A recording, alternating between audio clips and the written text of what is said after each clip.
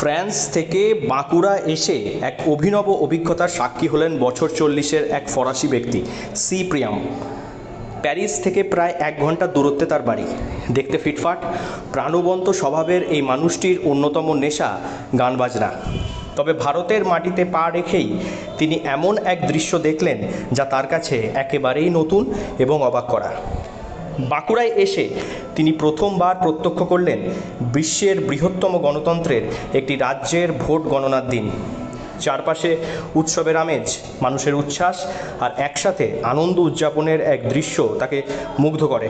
তার কথায়, আমি মোটরসাইকেল নিয়ে দুপুরে কাজে বেরিয়ে দেখি একদল মানুষ কমলা রঙের আবির নিয়ে খেলছে।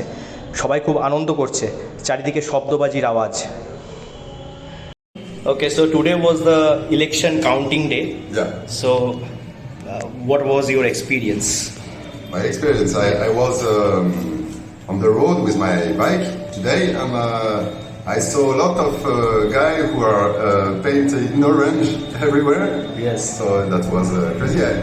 I thought it was Modi who is the Majority that Modi's Yeah. party has won. Yes. And there is a lot of fireworks in the street, and it was crazy. I think it was the war. So, so yeah. প্রথমে পরিস্থিতি দেখে খানিকটা বিভ্রান্ত হয়ে পড়েছিলেন তিনি। তার মনে হয়েছিল হয়তো কোনো অশান্তি বা যুদ্ধের পরিস্থিতি তৈরি হয়েছে, কিন্তু কিছুক্ষণ পরেই বুঝতে পারেন এটি আসলে উৎসবের মতো এক আনন্দঘন মুহূর্ত।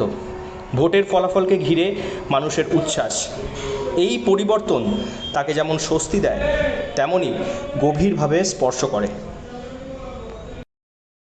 The craze around the election is huge, especially in our state, West Bengal.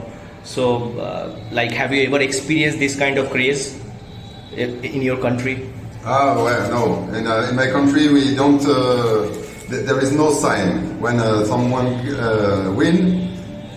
The people are happy, of course, but they don't put some pace to Celebrate that. Yeah, to celebrate the party. So, yeah, it will be. It was completely different in France. সিপ্রিয়াম জানান, আমাদের দেশে vote হয় ঠিকই, কিন্তু মানুষ এভাবে একসাথে আনন্দ করে না। এখানে সবাই মিলে যেভাবে উদযাপন করেছে তা সত্যিই অনন্য। ভারতের গণতন্ত্রের এই প্রাণবন্ত রূপ দেখে তিনি অভিভূত। বাঁকুড়ার এই অভিজ্ঞতা তার কাছে শুধু এক ভ্রমণ নয়, বরং এক নতুন সংস্কৃতির সঙ্গে পরিচয়ের স্মরণীয় মুহূর্ত হয়ে রইল।